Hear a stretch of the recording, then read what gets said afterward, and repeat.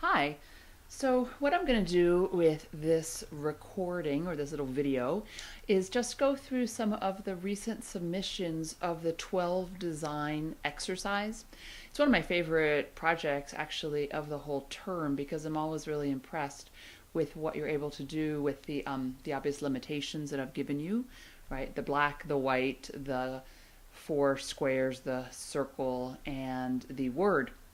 So I'm going to go through some of the submissions by yourself and your peers and just give them a really quick overview of comments. And they'll probably be divided into two different recordings just so that neither one of them is too long, and you either will be in the first or the second group, and I'm not going to tell you which one. Of course, I know you can just, advance really quickly through the video and scrub to it to where you see your own work, but hey, I can't control that. I leave it to you. All right, so what you're staring at here on the screen is your classmate Dorothy, or maybe it is Dorothy. Hi, Dorothy. I was really happy with Dorothy's submission. I think that there's a really wide variety of solutions to the problem here, meaning that in certain ones, like this guy, Dorothy used this really strong tonal background. Here, just simple line work. On some of them, there was this kind of absence of a circle there as well, which was cutting things off. Some things went off the frame. So anyway, Dorothy had a wide variety of solutions, which you can see overall. And specifically, these ones trapped down here interest me quite a bit. I think that it shows the use of tonal structure on number one over here, how the small circle seems trapped almost by the pressure of this black as well as being all the way in the corner. I think Dorothy did a smart thing on each of her three designs here where the circle is always touching an edge. And so there's that little bit of tension. I mean, it's not directly, it still would be trapped if it was directly in that square, kind of centered with a border, but I kind of like that awkward touching, almost as if it's stuck or like some sort of magnet on there. I also think this one up here that I'll just enlarge, this one called Disruption 01, I like quite a bit. I think that she set up a really interesting rhythm here, or expectation, I should say, an expectation of these all being straight. So when the second square is just slightly askew to the right, it has a kind of an outsized impact for what it is. It's a simple maneuver, but it really carries a lot of weight. So I thought that was pretty interesting of Dorothy's. What do we have here? Hi, Crystal. So, okay, in Crystal's, I have to say, and this will come up again in a few other critiques, but the requirements for this project were black and white, which Crystal did, but she also included line work, so beyond the circle and the squares. And that was actually something, if you reread the exercise, you'll see that that was actually not something that I was looking for. So on these images like of discovery up here, I'll just kind of enlarge those. You're getting this kind of narrative almost quality for the sun and the spiral on the right that I did not want. I wanted to keep the project kind of really focused on those limits. I think that limits are pretty interesting for creative making. I think I might bring that up again another point this semester, but I think that creativity often is found when we encounter limits. So in the absence of limits, if you can do anything you want, sometimes you end up being less creative. Anyway, what I think I am going to look at are these three, these edge ones. They do actually follow the guidelines that I mentioned, and I think that they're kind of intriguing for the varied solutions. Here, Crystal has the lines there from top to bottom and left to right, but let's just look at some of the other choices. In number three, I think that this edge number three is intriguing where the circle is cut off. So we know it's a circle. We have this gestalt moment where it's an implied circle. We know it continues. And then there's these four edges, 1, 2, 3, 4, where the square meets the rectangle at the edge of the frame. And so I think that I do pay a lot of attention to the edges on this, even though the majority of the design is empty, right? The middle of this thing is completely empty. It's a void. I do think that she has illustrated and pointed us in the direction of thinking about edges. And the same thing over here in number one.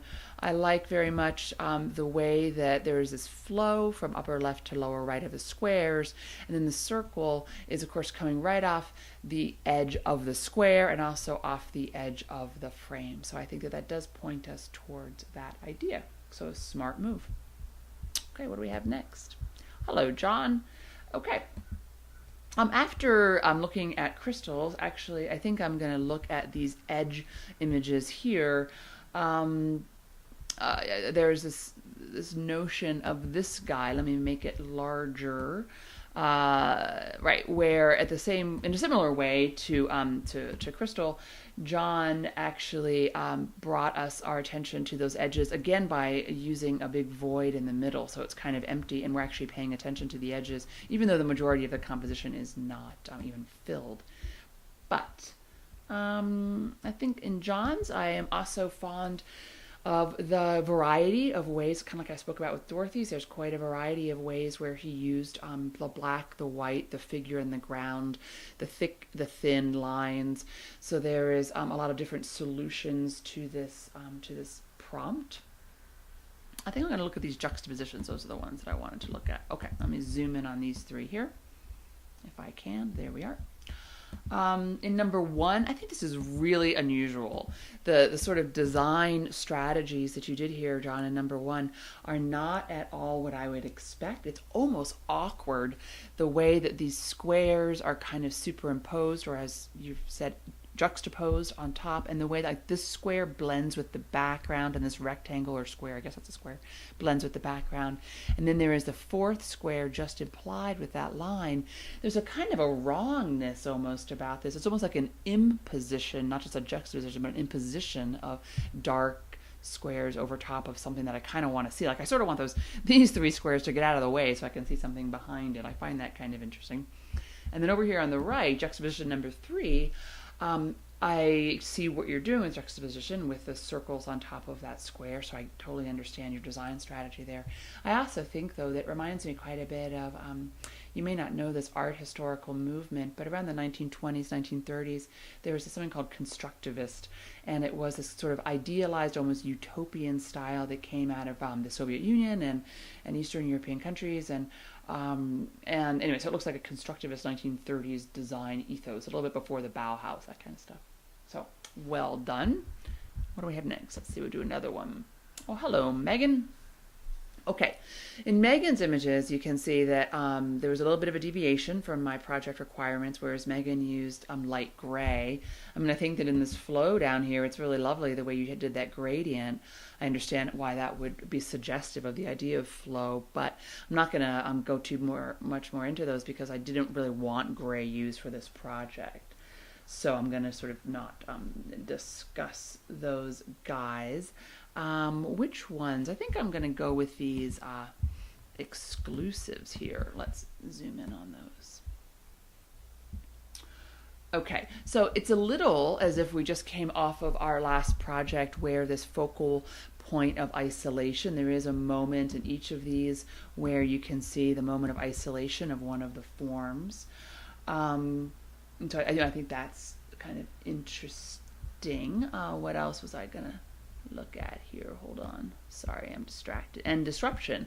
I thought that the strategies here in disruption were also interesting. And what I think is true, I think I spoke about it early on with Dorothy's. What you expect on this one, number one on the left, is you expect that line of squares to go, from left to right. And then when the black circle goes over top of it, it is definitely a disruption. It's a disruption of what we anticipated. Same over here on the far right, number three. I mean, we certainly would have expected these squares to just go straight across. So you're sort of leveraging what the viewer might come to this design with and then disrupting it with the opposite dark shape. So you have these really thin lines. There's another sort of oppositional or polarity kind of going on, and then the circle rolls across it. So I think you were smart in these cases. You didn't really need to use some of those gray items to get your point across with these disruptions. It was really the thick, dark, solid form of the circle, and just those fine lines can get it done for you. Okay, I think I'll try to do one more here, and then maybe I'll switch to the next video. But we have Autumn. Hello, Autumn. Okay, so which ones? Oh, I know. I'm interested in these uncontrolled. Not a word that a lot of students often pick, so that's kind of novel for me. All right, let's zoom in on these uncontrolled. Okay. Well, here, I actually want to say something. What I like about your uncontrolled is there's a sort of this wobbly quality, right? Each of your designs here relies upon this kind of crooked form. I mean, here it's this square is crooked, here almost everything is crooked. And then if I go right above it, this is going to be interesting, or was interesting to me. Here we have independence. And independence, everything is very structured. I mean, it's all sort of on the XY axis. Nothing here. Here we even where you have on number 3 over here, even where you have the squares, they turn into diamonds. I don't really call them crooked so much. I just call them diamonds. So, independence actually looks really quite structured. And then we get to uncontrolled, and I see how you've made these moves. Sometimes the lines are thick, sometimes the lines are thin. You have solid forms.